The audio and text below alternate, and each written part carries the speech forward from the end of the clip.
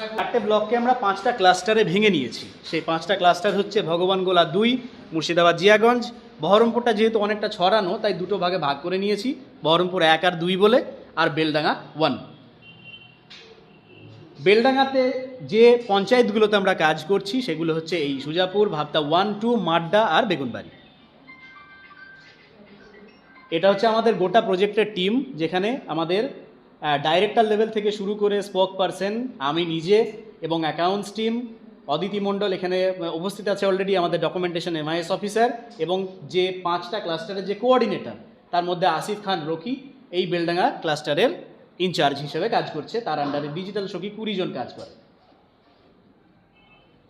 আমাদের টোটাল যা প্রজেক্টের যে টার্গেট ছিল সেই টার্গেট হচ্ছে 5 লাখ পপুলেশনের কাছে পৌঁছে যাওয়া ডিজিটাল ফাইন্যান্সিয়াল লিটারেসি নিয়ে, এবং এখনও পর্যন্ত আমরা টোটাল এই 2 বছরের টার্গেট কমপ্লিট করে ফেলেছি। যদিও এখনও মার্চ পর্যন্ত আমাদের সময় আছে, তার আগেই আমরা টার্গেট অ্যাচিভ করেছি।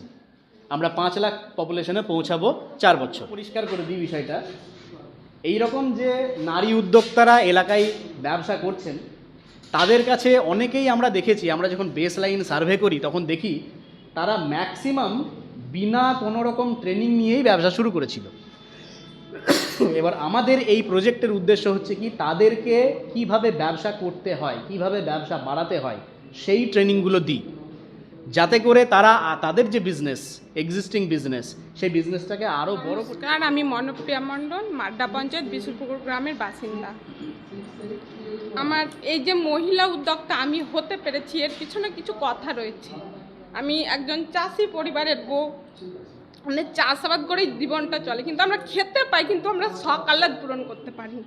তাহলে আমাকে ইনকাম করতে হবে। আমার শখ আহ্লাদ আমি না মেটাতে পারলেও ঠিক আছে, কিন্তু আমার একটা কন্যা সন্তান আছে, তাকে মানুষের মতো মানুষ করতে হবে।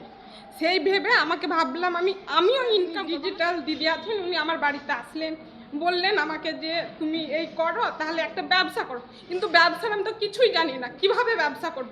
তখন আমাকে ডিজিটাল দিতে একটা EDP ট্রেনিংয়ের ব্যবস্থা করে দিল। সেখানে ব্যবসা কিভাবে করব, কোথায় মাল তুলবো, কিভাবে খাতাপত্র সারবো, সে সমস্ত আমাকে বুঝিয়ে দিলেন দিদি। এই ট্রেনিংয়ে আমাকে স্যাররা বুঝিয়ে দিলেন। সেই ট্রেনিংটা পেয়ে আমি অল্প কিছু আমার সঞ্চিত অর্থ থেকে অল্প কিছু ছিট তুললাম। এবার সে যারা ছেঁড়া ফাটা সেলাই করতে আসে তারা অল্প অল্প নেয়। তারপর দেখছি এই অল্প আমার টাকা ইনভেস্ট করে যখন আমি আয়টা বাড়াতে পেরেছি, তাহলে একটু বেশি করে যদি টাকা লাগাতে পারি তাহলে আমার বেশি আয় হবে। তখন দিদিদের সঙ্গে একটা পরামর্শ নিলাম এবং বললো একটু স্বনির্ভর দল তো আছে, সেখান থেকে কিছু তুমি লোন নাও, নিয়ে তো পাশে আমার বেলডাঙ্গা মার্কেট, আমার কোনো অসুবিধা হয় না। তো সেই লোন নিয়ে আমি একটু মাল তো তৈরি করলাম এবং সেই দোকান প্রথমে দোকানদারের তো একটা খরিদ্দার ধরা থাকে, তাকে ছাড়িয়ে তো আর আমাকে নিতে পারে না। এবার আমি বাজারে নতুন, কিভাবে মাল কেমন দিব না দেবো, দোকানদারদের একটা থাকে ভাবনা থেকেই থাকে। তখন দোকানদাররাও, আমি তাদেরকে অনেক বুঝিয়ে সুঝিয়ে অল্প কিছু মাল আমি কিন্তু 3-4টে দোকানে দিয়েছি। তারা খরিদ্দারকে না দিয়ে আপনার বাড়ির মেম্বারদেরকে পড়ান, ব্যবহার করার পর সে মালটা কেমন দেখবে, তারপর না হয় আমার সঙ্গে ব্যবহার করবেন। সেই বলে আমার যাই হোক ছেঁড়া ফাটা সেলাই এবং ওই টাকা ইনভেস্ট করে কিছু দোকানে আমি মাল সাপ্লাই দিচ্ছি। আগে কত ইনকাম হতো আর এখন কত ট্রেনিং পাওয়ার পরে? ট্রেনিংটা পাওয়ার পরে আমি যে মাসে আমি 1000 থেকে 1500 টাকা ইনকাম করতাম ছেঁড়া ফাটা সেলাই করে, তখন আমার এই যে 30,000 টাকা ইনভেস্ট করে মাসে আমি 4 থেকে 5,000 টাকা ইনকাম করতাম। তখন আমি কিছু নতুন চিন্তা কস্টিউম জুয়েলারি ট্রেনিং অফার পেলাম আমি দলের থেকে। তখন সেই ট্রেনিংটা আমি নিলাম। তখন দেখছি একটা শাড়ি কিনে যে ব্লাউজ তৈরি করবো, তাতেই তো আর পরা যায় না, তার জন্য কস্টিউম জুয়েলারি কিছু দেখো, তাহলে একটা শাড়ির সঙ্গে ম্যাচিং করে যে কানের দুল, গলার মালা, হাতে এরকম তৈরি করে দিলাম। সেই থেকে খরিদ্দার বেশ আমার কাছে আকর্ষিতই আছে। কিছু ওই ছেঁড়া পাটা সেলাই এবং ওই দোকানে মাল সাপ্লাই দিই এবং কস্টিউম জুয়েলারিও তৈরি করি। এই নিয়ে আমার বেশ ভালো হয়েছে। এই যে আমি এই যে ব্যবসা করে নিজের এখন 7 থেকে 8,000 টাকা মাসে আমি ইনকাম করছি, এই যে ইনকাম করছি আজ আমার জীবনটাতে সচ্ছল হয়েছে, তার জন্য সবুজ সংঘের দান অপরিসীম। ওনাদের কাছে আমি কৃতজ্ঞ। এইভাবে আমার মতো আরও অনেক অসহায় মেয়েরা এরকমভাবে সবুজ সংঘের হেল্প নেয় এবং পাশাপাশি আমিও তাদেরকে হেল্প করবো যে আমি এই করেছি, তোমরা এই করে। আমাদের এই 600 জন WE প্রত্যেকের নিজের গল্প আছে।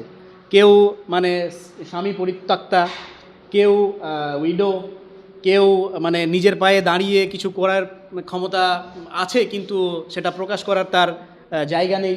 তো এই যে আমরা কাজ করি ব্রিজের মতন, সরকারের সমস্ত সুযোগ সুবিধা আছে, সবটা যাতে ঠিকঠাক পৌঁছে যায় এই কাজটা আমরা কিন্তু বাড়িতে বাড়িতে গিয়ে আমরা করি। তাই এই রকম আরও অনেক উদাহরণ আছে, সময় অত নেই যে আমি সব আপনাদেরকে শেয়ার করব। যে স্কিমের কথাগুলো বললাম, সেই সরকারি স্কিমে দেখুন এতগুলো স্কিমের আন্ডারে মোটামুটি এখনও পর্যন্ত আমাদের জমা পড়েছে। তার মধ্যে সব থেকে বেশি সামাজিক সুরক্ষা যোজনা। মজার বিষয়, সামাজিক সুরক্ষা যোজনা সম্পর্কে গত বছরও সাধারণ মানুষের ধারণা খুব কম ছিল, কারণ মাঝে একটা চেঞ্জেস হয়েছিল সামাজিক সুরক্ষা যোজনায়, ফ্রি হয়ে গেছে সেই বিষয়টা কিন্তু মানুষ জানতো না। যে এখন যে 50 টাকা যে টাকাটা লাগে সেই টাকাটা এখন সরকার নিজে দিচ্ছে, সেটা আগে মানুষকে দিতে হতো, যার জন্য একটা বড় গ্যাপ তৈরি হয়েছিল ফিল্ডে। আমরা ডিজিটাল সখীরা বাড়ি বাড়ি গিয়ে যখন জানতে পারি বিষয়গুলো, তখন সামাজিক সুরক্ষা যোজনায় প্রায় 1377 জন, এটা অক্টোবরের ডেটা,